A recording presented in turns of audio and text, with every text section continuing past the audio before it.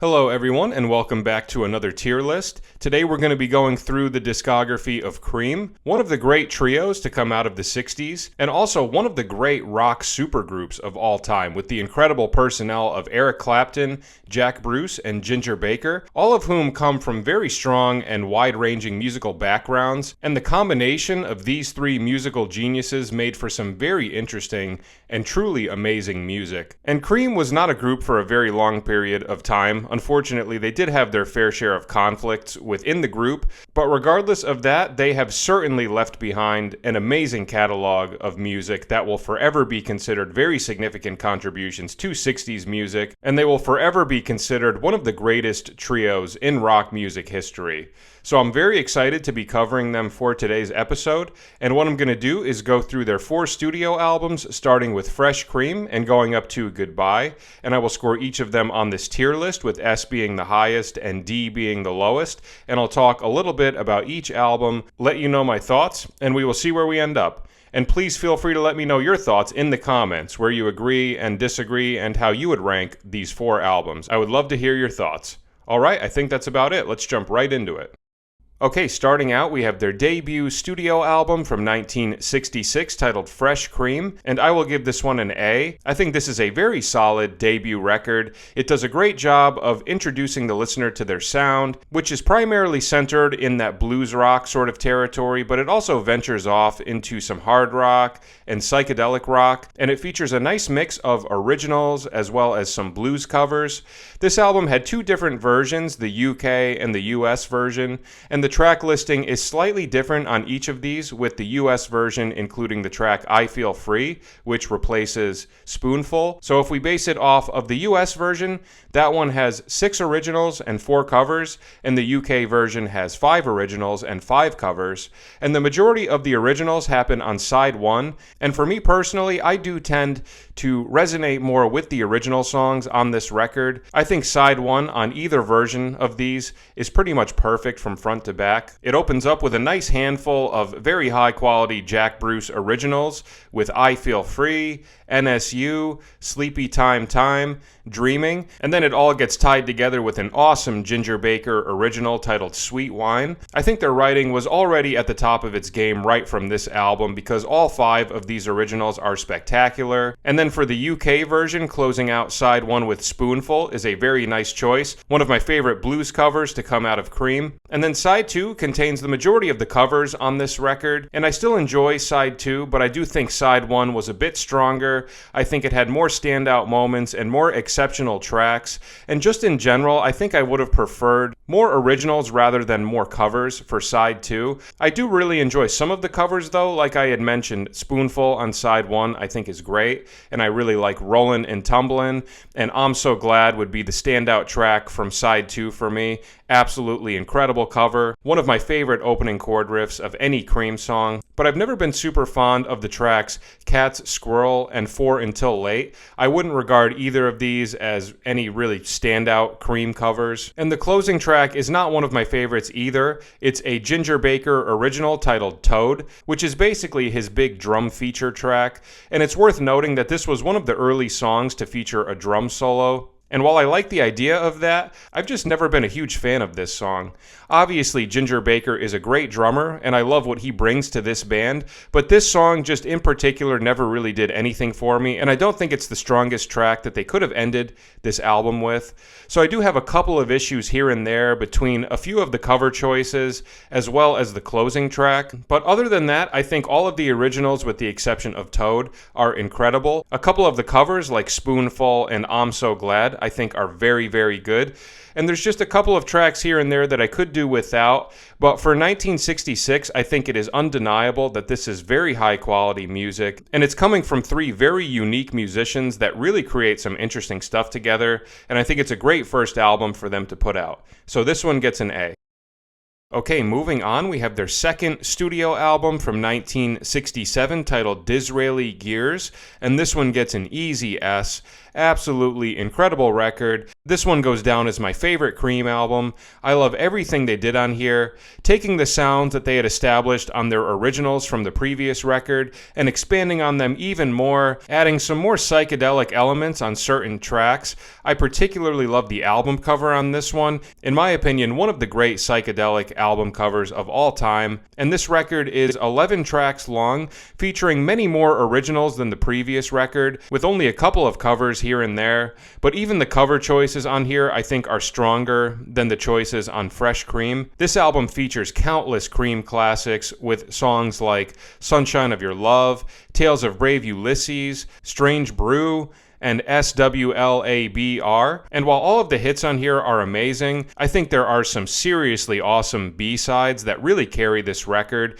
with my personal favorite being the very psychedelic track, Dance the Night Away. In my opinion, this is one of the most underrated Cream tracks of all time, a song that would easily make my top 5 favorite Cream song list. And I also particularly love the slow-paced and very eerie song, We're Going Wrong, another one with some psychedelic elements to it, and a song that does a great job of really taking its time and building in intensity. I particularly love their live version from the Royal Albert Hall concert in 2005. The band sounds incredible, and Clapton takes such a beautiful and intense solo. I also really love Outside Woman Blues, definitely one of my favorite blues covers of any Cream album, and Ginger Baker's original Blue Condition creates a nice little change of pace and a detour in the mood on side 1 before we start side 2. And in general, I think this was their most consistent album from front to back, and it contains the largest amount of my favorite Cream songs, with tracks like Dance the Night Away, Tales of Brave Ulysses, and We're Going Wrong. And I think this was a great contribution to not only blues and hard rock, but also psychedelic rock, being an album that was recorded and released in a year that saw an explosion of psychedelic rock albums. I think this record certainly delivers some amazing top quality psychedelic rock songs and is a great contribution to that genre of music as well. So an absolutely incredible record, my favorite Cream album. This one gets an easy S. Next, we have their third studio album from 1968 titled Wheels of Fire, and I will give this one an A. This was a really tough one to score. I had debated putting it in S tier, but the more I thought about it, the more I felt like it was fitting to put it in A. It's a double album, with the first half being a studio album and the second half being a live album. And my main issue with this album, and the thing that caused me to put it in A tier rather than S, is that I don't think the second half of this album is completely necessary.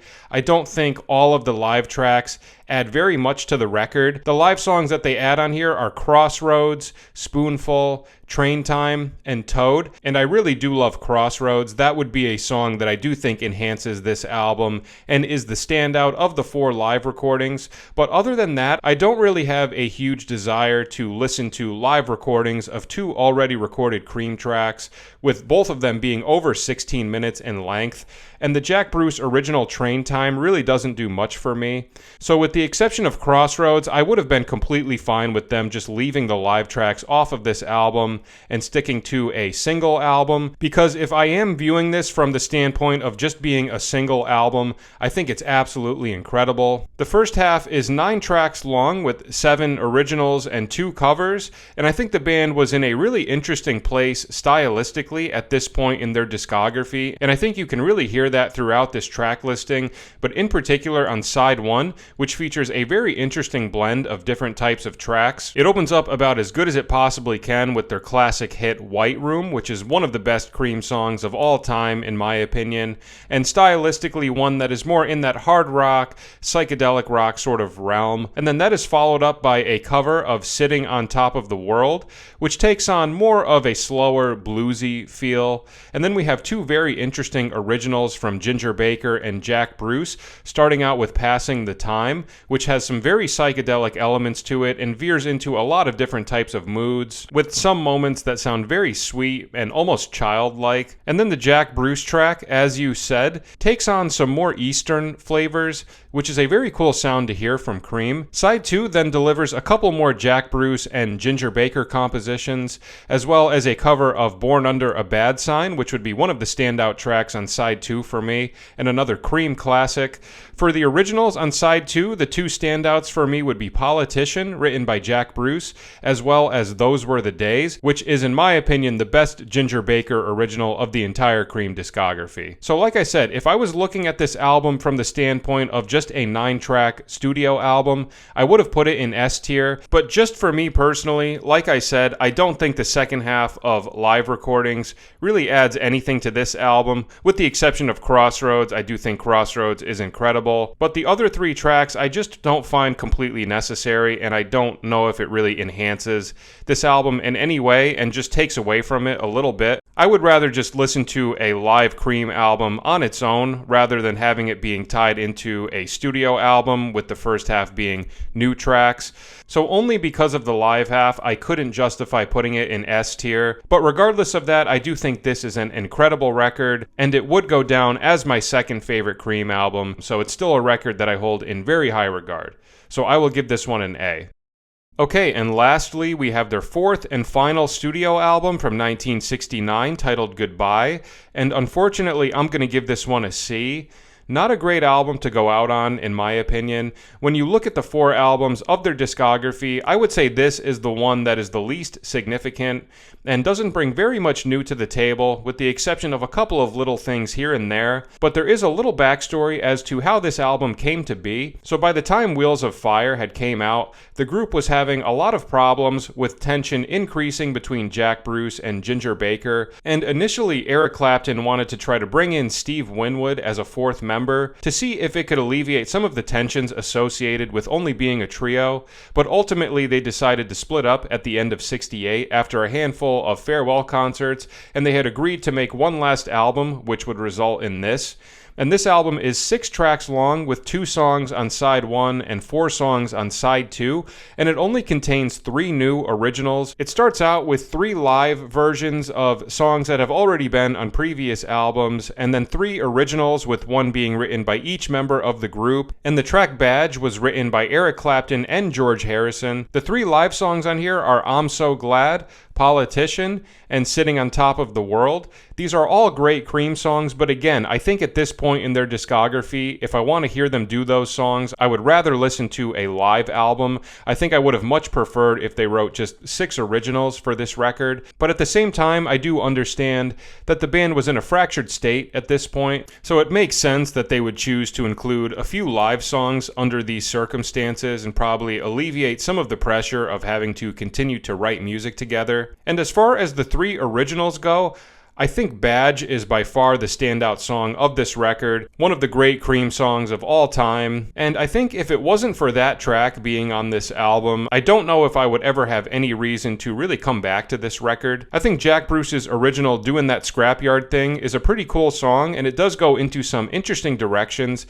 that almost remind me of the Magical Mystery Tour era of the Beatles. And Ginger Baker's track What a Bring Down has some cool, almost progressive rock sorts of elements to it, and it is interesting to look at the stylistic territory that they were dabbling in at this point and think about what it would have been like if they had released a full album of new originals, because they're clearly venturing into some more unexplored territories. But unfortunately, because of the circumstances and the pressures that they were under, this would end up being their final studio album. So like I said, I think Badge is an exceptional Cream song, one of their best, and I do appreciate where Ginger Baker and Jack Bruce were going on their originals, but I don't really have any use for the 3 live songs. I don't think it adds anything to this record, and in my ideal world, I would have much preferred just an album full of originals, ideally longer than 6 songs as well, but as we discussed, that just wasn't in the cards for the band at this point. So unfortunately, the discography doesn't end on the highest note, but it certainly does not take away from any of the great music that they had written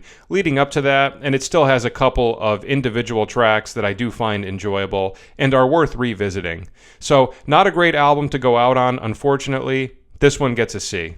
All right, we did it. We went through their 4 studio albums, and this is what I came up with. Like I said at the beginning of the video, not a very long discography, and they really only wrote music for a period of 3 years, but they produced so much amazing music in that time frame with countless hits and songs that will forever be timeless and regarded as some of the best songs to come out of 60s rock music. And not only that, but like I said at the beginning, one of the great trios of rock music as well, and one of the great supergroups of all time, and a great example of very different but very polished musicians combining forces to create some truly unique music. So that is it for today. Thank you so much for listening, and if you are interested, please feel free to check out some of my other tier lists linked in the comments and the description and see if there's anything else that you might like. And like I said, please feel free to let me know your thoughts in the comments, where you agree and disagree and how you would rank these 4 albums. I would love to hear your thoughts. Alright, I think that's about it. Thanks again for watching, and I'll see you at the next video. Take care.